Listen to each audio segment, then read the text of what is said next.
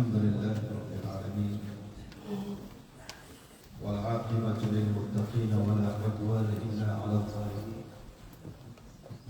وأشهد أن لا إله إلا الله ولي الصالحين وأشهد أن حبيبنا وقرة أعيننا محمدا عبد الله ورسوله اللهم صل وسلم وبارك عليه وعلى آله وأصحابه وعلى التابعين عليه وأصحابه وعلى التابعين ومن تبعهم بإحسان إلى يوم الدين وبعد. Inch'Allah, aujourd'hui nous allons commencer avec le Sunna. Je vois qu'il n'y a pas assez de monde qui a le livre. Peut-être que les gens vont enregistrer dans la tête ou bien ça va être correct. أرجو تكون أو يكون معكم الكتاب حتى تتابعوا مع الجوال كل شيء حسنا إن شاء الله.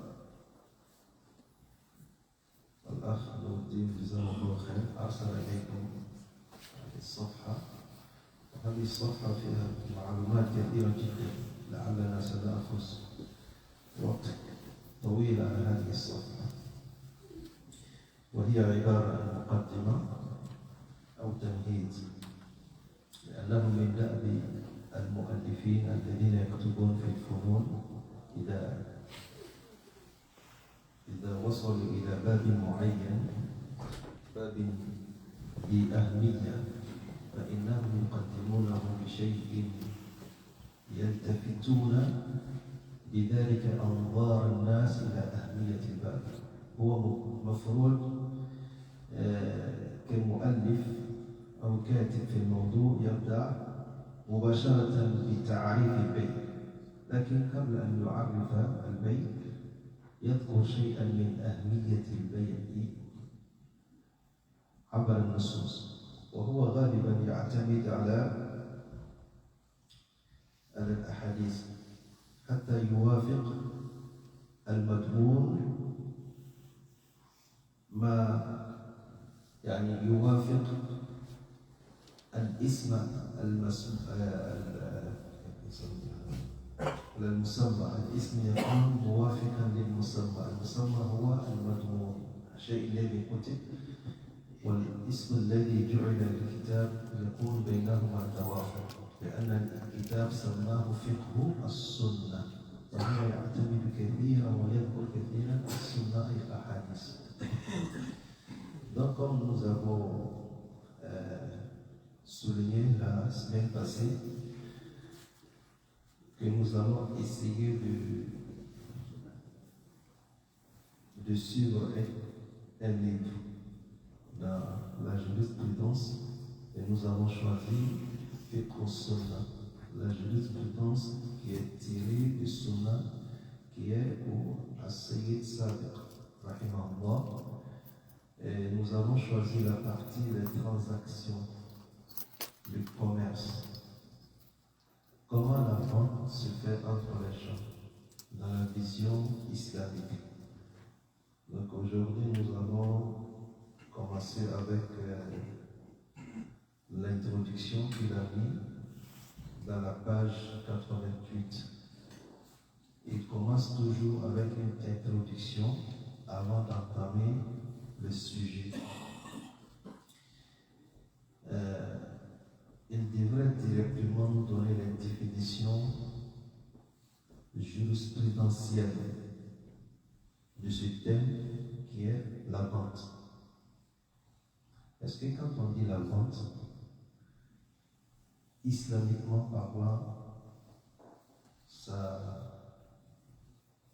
veut dire tout ce que nous connaissons, ou bien il y a des sens ou des définitions particulières que l'islam donne à ce terme. Donc le sujet ici va nous traiter c'est quoi la vente, que veut dire la vente, quelles sont les conditions de la vente. Mais avant cela, il a fait une introduction, comme on le dit, il a préfacé, il a envoyé préface sur 2 points.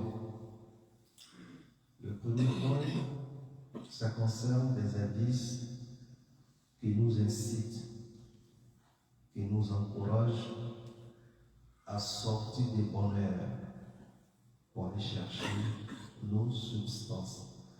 Quand tu veux chercher quelque chose, quand tu veux faire un travail,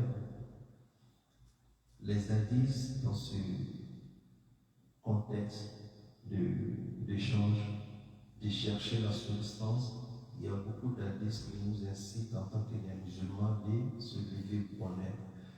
Est-ce que se lever bonheur veut dire que si par exemple tu te trouves dans une ville et que tu as une boutique et les gens ne viennent pas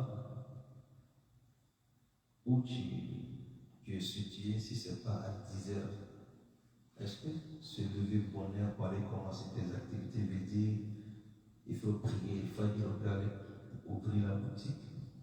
Non. Parce que la compréhension, comme j'ai dit, al-fiqh, c'est une compréhension fine, c'est une compréhension très particulière par rapport aux situations qui sont citées dans les hadiths. Donc, comme on le dit, التذكير في كل شيء بحسبه. التذكير في كل شيء بحسبه.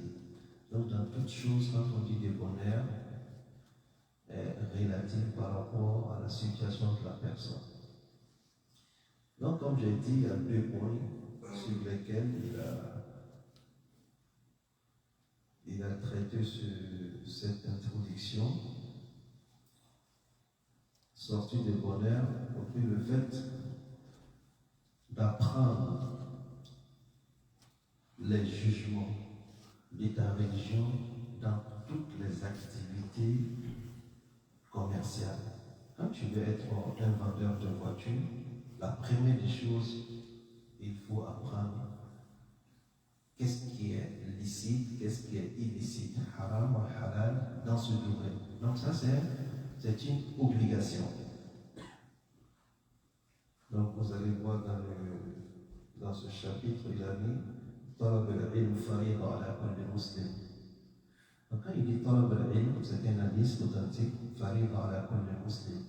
Il dit la richesse du savoir, de la science est obligatoire à tous les musulmans. La richesse ici, c'est 2 choses. Il y a une richesse qui est obligatoire d'une manière individuelle à tout le monde. Pour que tu sois musulman, il y a une richesse que tu dois faire. Il y a un savoir que tu dois chercher. Parce qu'être musulman, c'est de s'engager dans une soumission. Donc tu dois prier, tu dois faire le jeûne, si tu as les moyens, la zakat. Tous ces éléments-là, il y a une richesse. Mais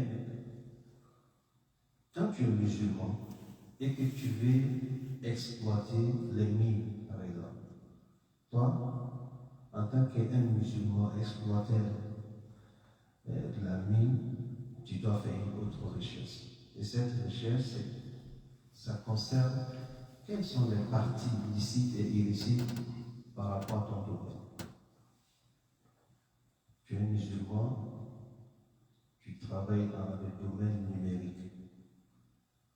Tu ne rentres pas dedans comme ça, on peut passer toute ta vie sans chercher à savoir qu'est-ce que l'islam dit dans ce domaine. Quelles sont les limites des halal, quelles sont les haram. Tu es un chauffeur. Qu'est-ce que l'islam dit? Quel comportement tu dois adopter? Tu es un vendeur, qu'est-ce que tu dois faire? Donc, voici les 2 éléments sur lesquels il s'est tardé. التذكير في طلب الرزق. Donc, جاء حديث صخر الغامدي صخر الوداعة. Son nom c'est صخر الوداعة الغامدي. C'est un hadith authentique qui se trouve dans beaucoup de recueils. هذا الحديث وجد في الترمذي وابن ماجه وابي داود. هو حديث لا يوجد فيه عند الشيخين، لكن الشيخ الألباني صححه وهو حديث صحيح. يقول به النبي صلى الله عليه وسلم: اللهم بارك لأمتي في بكورها أي في تبكيرها وفي خروجها في أول النهار. يعني هذا الدعاء من النبي صلى الله عليه وسلم لكل من خرج مبكرا. هنا الحديث الخروج نفسه مبكرا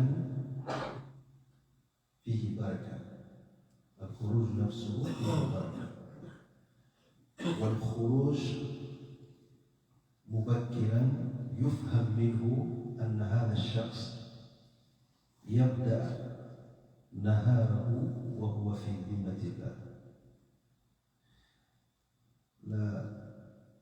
لا تجهلون أن الذي صلى الفجر في جماعة أو صلى الفجر حتى لو لم يكن في جماعة في الحديث إنه في ذمة الله، أي أنه في حفظ الله.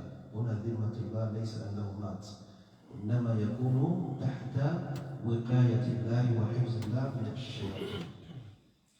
والذي يصلي الفجر في جماعة أنه قام الليل كله. إذا صليت الفجر في جماعة فكأنك قمت الليل كله، وهذا كله في البكور التبكير.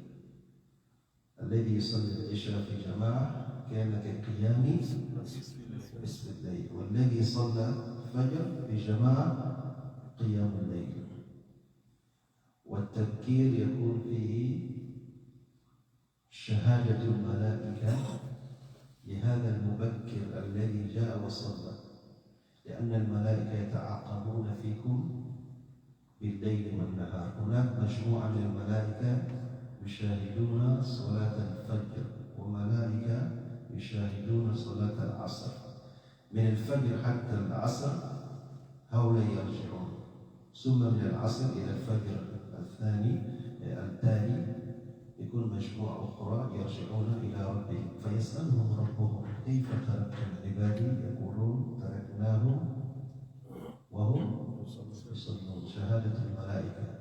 فيعني أن الذي يبكر يكون مبكرا ويصلي الفجر، حياته كله يكون كل يوم عنده شهادة من الله، وهو سبب للتنوير.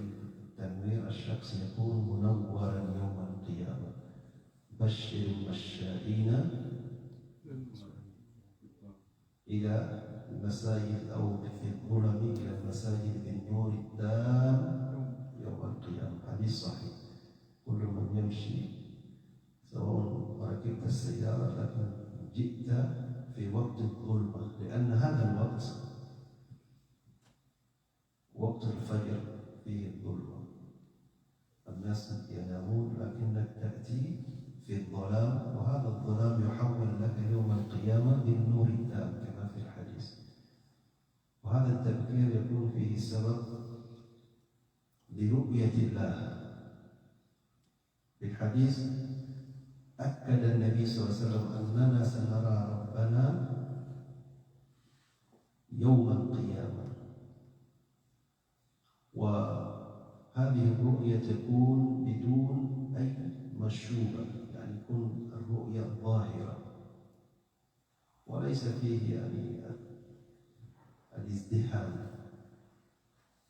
ثم قال في آخر الحديث إذا استطعتم ألا تغلبوا صلاة قبل طلوع الفجر وصلاة قبل غروب الفجر، أي صلاة العصر وصلاة الفجر.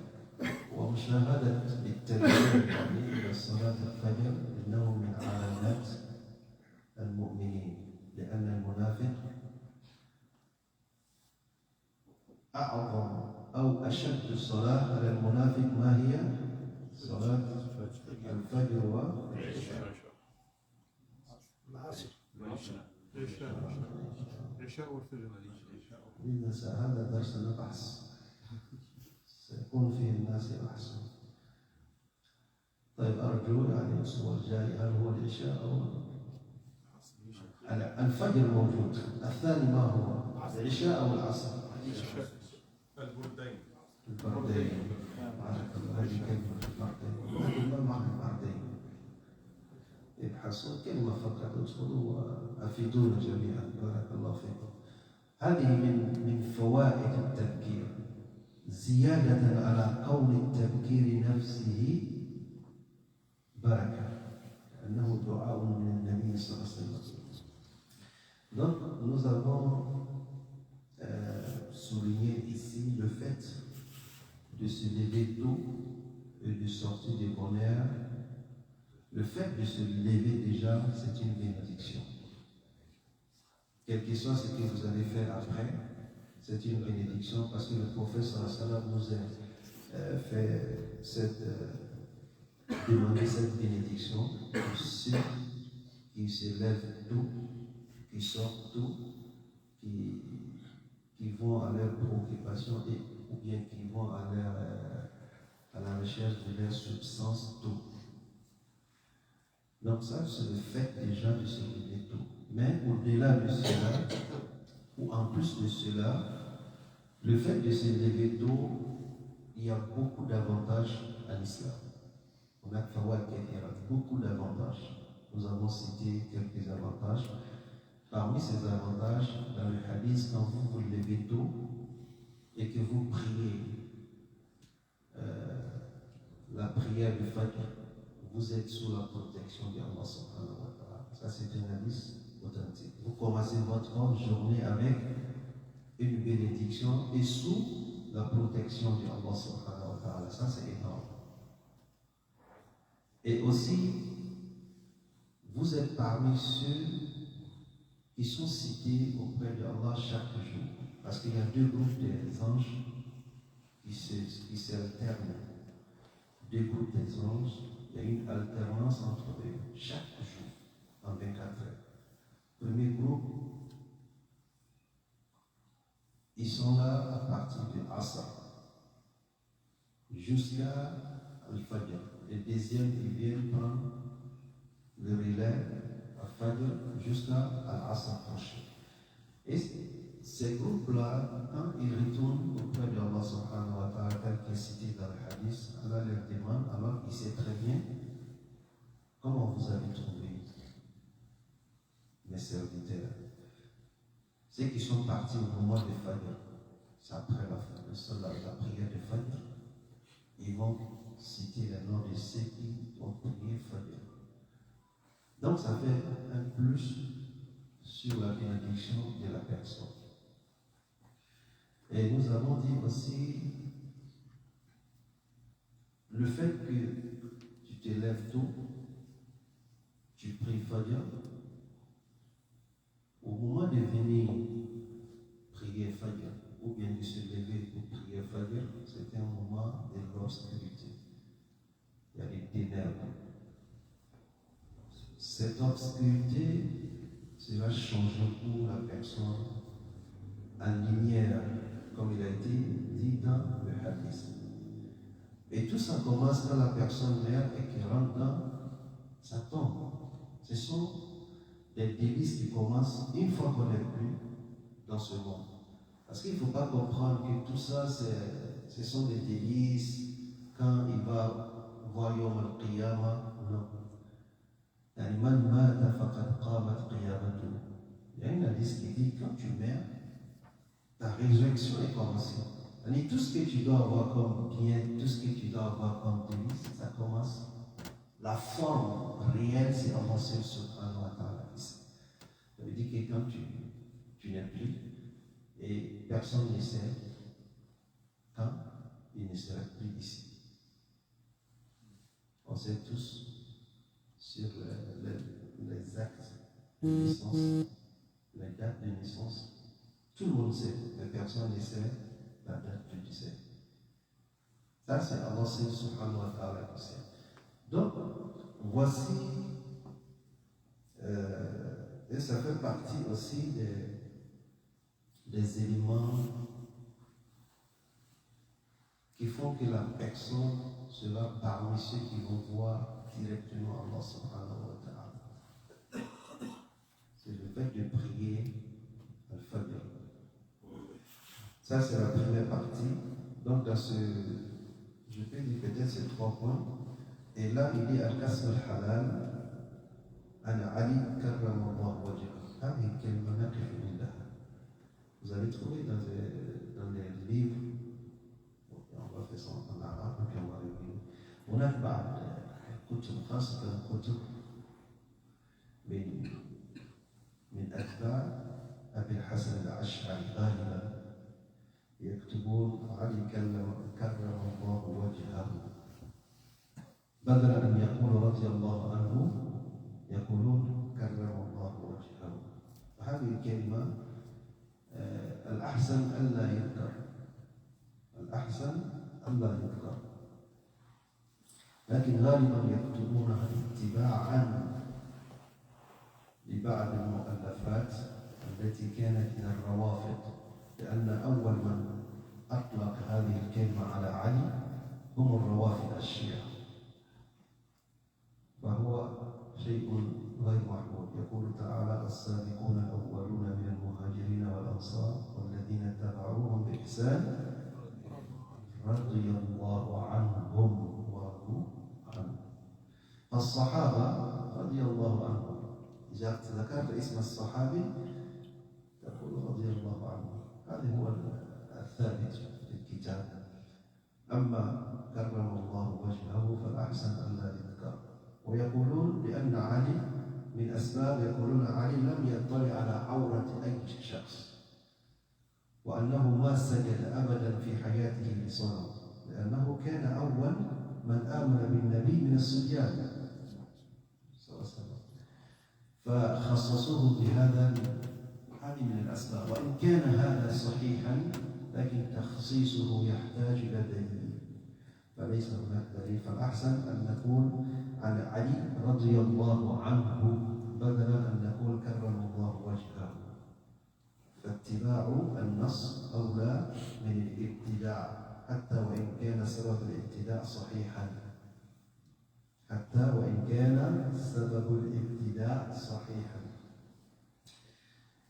هذا الحديث يقول: إن الله تعالى يحب أن يرى عبده يسعى في طلب الحلال.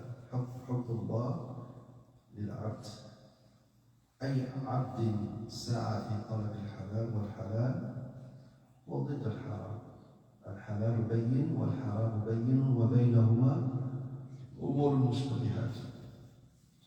الدين بين الحلال وبين الحرام. هناك الحرام معروف لدى أغلب الناس، والحلال معروف لدى أغلب الناس، لكن هناك بعض الأحكام مشتبهة، وهذه الأحكام المشتبهة هي التي نحن نتدارس بها غالبا.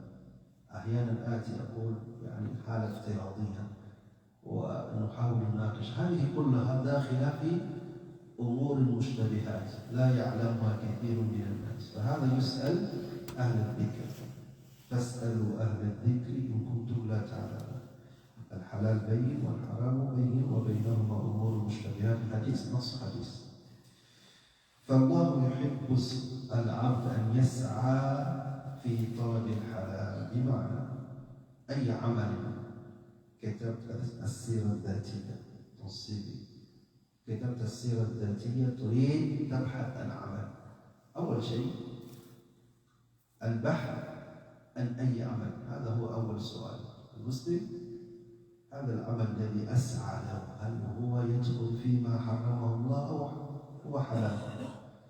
أما أن تدخل بنية فقط أجد راتب شهري، ثم لما تقبل تأتيني تقول شيخ رسول يعني ما حكم هذا؟ فهمتم؟ فهنا النية لها يعني سلطة.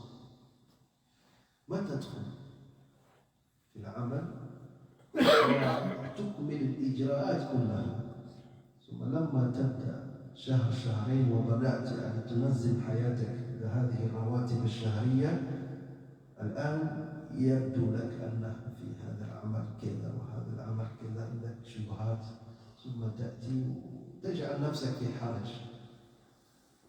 ماذا قال الله في ذلك؟ ومن يتق الله ماذا؟ هو العمل. يعني قبل ما تدخل، لذلك يقول لابد أن تسعى في طلب الحلال، هذا حديث.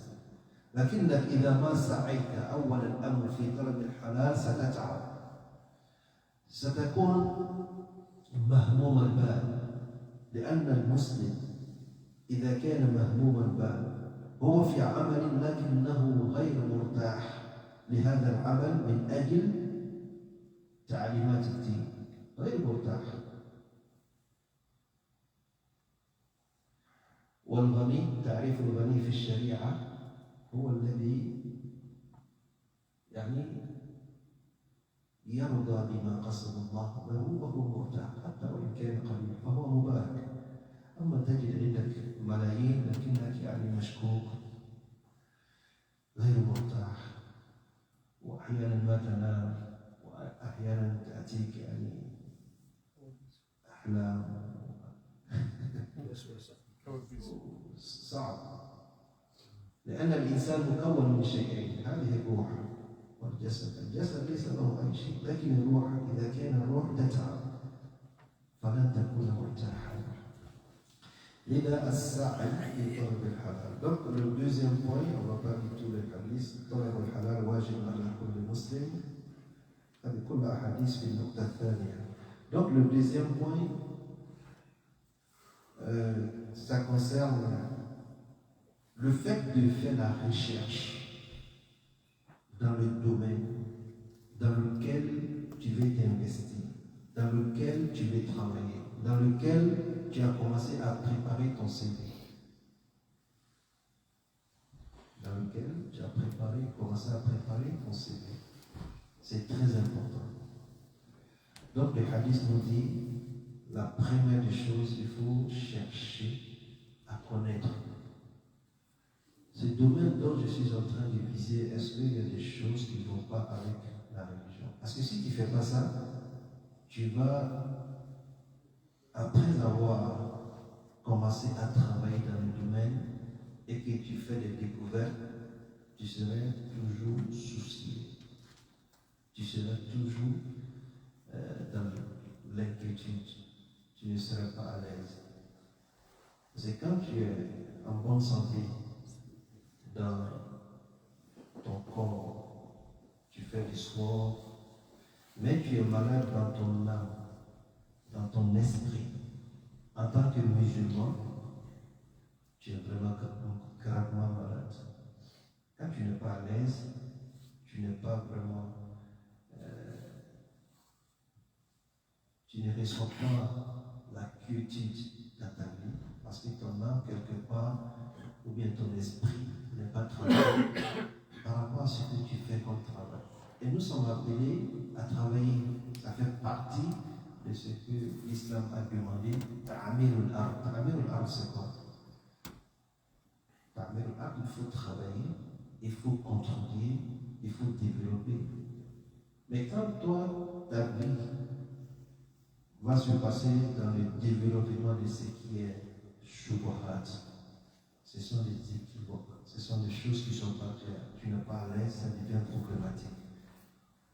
Et comme je l'ai dit, quand on meurt, la résurrection commence tout de suite. Donc ce deuxième point est important, c'est de chercher à savoir qu'est-ce que tu vas faire. Peut-être qu'on va...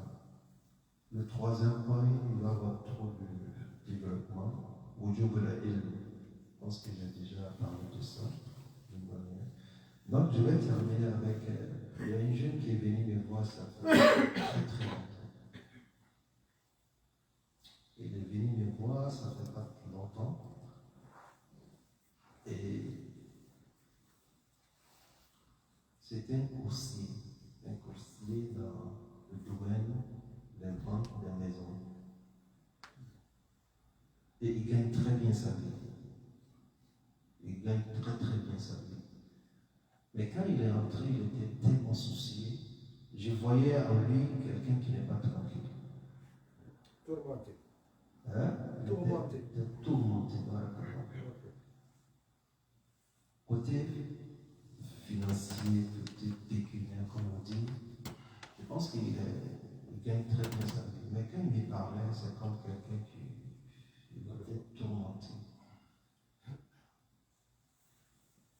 Donc il voulait tout faire pour laisser le travail.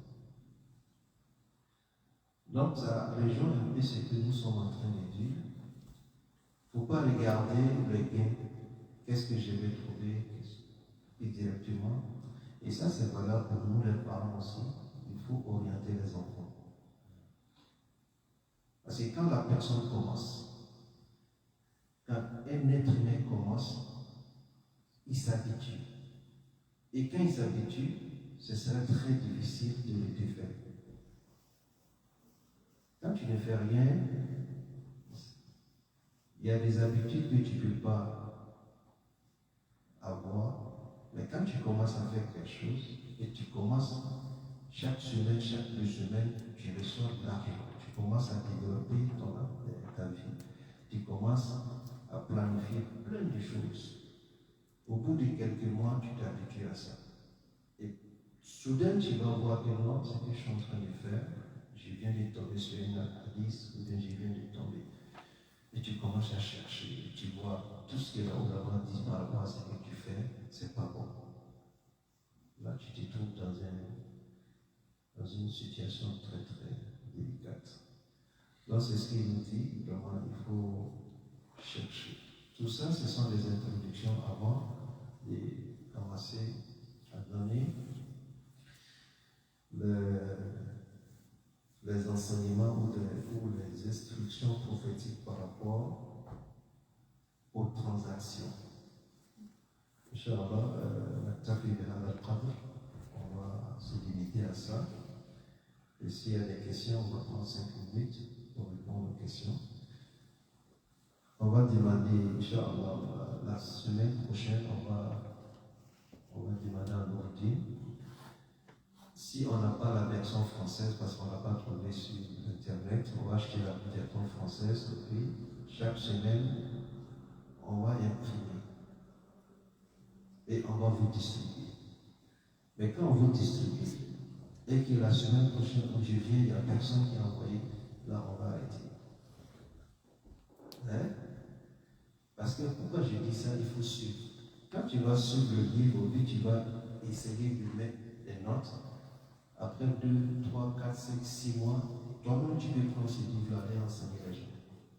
Parce que là, tu es vraiment orienté, tu sais qu'est-ce que tu vas parler. Mais quand tu viens écouter, comme Mohara, parce que moi, qu'est-ce que je veux faire? Je veux faire une formation, pas totalement académique, mais une formation qui est proche de l'académie. C'est différent de faire Mohadarat, c'est différent de faire Al-Wa'az. C'est cette forme-là qu'on veut, et c'est plus utile que la personne. Parce que même seul à la maison, il peut voir, il peut dire, on peut lui poser la question, il va faire un chèque, on va parler de ça, il va essayer il va faire une révision, et il peut même aller faire des recherches pour enrichir ce qu'il avait écrit. Donc, je souhaiterais que les copies soient distribuées. Au moins, si on a 5-6 personnes qui ont des copies, ça encourage plus. Barakallah fikum. Vous avez des questions? Comment? Cheikh السؤال les derniers temps, il y a des étudiants qui sont allés pour faire la formation cuisinier et à la fin de cette formation, il va faire déjà même durant la formation, il pratique, il manipule tout ce qui est haram, par exemple. Soit le porc, soit oui, concernant la formation, la vie prépondérante par rapport à ça, ou les gens qui ne peuvent pas changer les outils dans la formation. Il n'est pas venu pour travailler, mais il est venu pour acquérir une formation et il n'a pas d'autre choix. Par exemple, ici, on sait que ce n'est pas un pays musulman, ils vont faire la formation de la cuisine, par exemple. Et dans les outils, il n'y a pas d'autre chose que d'utiliser cela. Donc, on a un droit de qadariha. Donc, s'il n'a pas autre chose, des fois on dit si la personne n'a pas autre chose, ça veut dire quoi? Ça veut dire que la personne est appelée à fait la recherche jusqu'à la limite de ses capacités pour voir est-ce que je peux trouver une autre alternative. Parce que Doro, ça vient après ça. Mais quand tu dis non, on sait qu'on ne peut pas trouver et puis tu continues, tu n'as pas fait de Doro. Parce que tu n'as pas cherché, tu n'as pas demandé. Donc si la personne n'a pas d'autre alternative que d'utiliser ces outils dans lesquels il y a une partie qui est haram, il veut juste acquérir la connaissance et puis avoir ses diplômes et après lui-même il va choisir ce qu'il va faire. Ici il n'y a pas de problème. Parce que la personne, il est dans un cas de force majeure. Parce qu'il commence théoriquement normal, mais après. Mais il y a un point qu'il faut que je souligne. Ce point-là, il y a beaucoup de gens qui ignorent ou bien qui oublient le fait que former quelqu'un, par exemple, dans la cuisine, ce n'est pas extraordinaire, ce n'est pas quelque chose que la communauté ne peut pas faire. Okay? Donc, quand on se trouve dans un 2, 3, 4 pays, peut-être même continent américain, et que la grande communauté n'a pas pu trouver alternative pour les enfants de la communauté pour qu'ils puissent faire leur formation dans le halal 100%. Ici, il y a Fardu Kifaya qui vient intervenir. C'est quoi Fardu Kifaya? Il y a une obligation communautaire. Pour finir, la communauté, tout le monde a une part de péché. Lui, il ne sera pas trop le seul victime. L'enfant, là, il n'a pas la seule victime. La communauté, parce que ça fait partie des Fardu Kifaya qui est demandé à une communauté. Surtout quand c'est quelque chose qui n'est pas aussi extraordinaire. Former quelqu'un, c'est que toi tu cuisines très bien. Je vais ouvrir une école demain. Non, mais c'est. Moi, des fois, je vois des gens qui commencent à faire la comédie. J'ai vu ça à Côte d'Ivoire. Ils commencent 2 ans, 3 ans, ils commencent à faire la comédie. Et puis, ils ouvrent une école. Est-ce que vous avez remarqué ça? Moi, j'ai remarqué, surtout cette année, j'ai remarqué, il commence à faire la comédie qui n'est pas quelque chose de. Et puis, il va ouvrir une école. Entrepreneurship, ça. Entrepreneuriat. C'est ça. Mais nous, on veut travailler pour les autres. Généralement, on veut travailler pour les autres. Et on dit non, les autres, ils n'ont pas fait ce que notre religion demande. Hein? Les autres n'ont pas fait ce que notre religion demande, mais on veut toujours travailler pour les autres. Jusqu'à présent, je ne sais pas, en tout cas, ma connaissance, qu'il y a une banque totalement islamique, à ma connaissance. Peut-être que ça existe, mais avec toutes les règles islamiques de A à Z, j'en connais pas. Il y a d'autres qui essayent de mais la banque, je ne dis pas comment on appelle ça, des fonds. Il y a des fonds propres islamiques, comme ce que Koutou va faire, ça c'est son. Mais la banque, la liquidité, c'est chez nous, les musulmans. Mais on veut toujours suivre les autres, on voit que le modèle des autres est bien. Et on veut que les autres font ce que nous, notre religion demande. On fait toujours des démarches auprès des banques pour qu'ils nous accordent. Est-ce que nous, on ne peut pas faire comme eux? Donc, il y a une conscience collective qui doit être éveillée. Donc, chez Allah, il n'a pas un miskin. Qu'est-ce qu'il va faire? Est-ce qu'il peut changer? Il faut qu'il travaille, il faut qu'il contribue dans la société, surtout que les musulmans.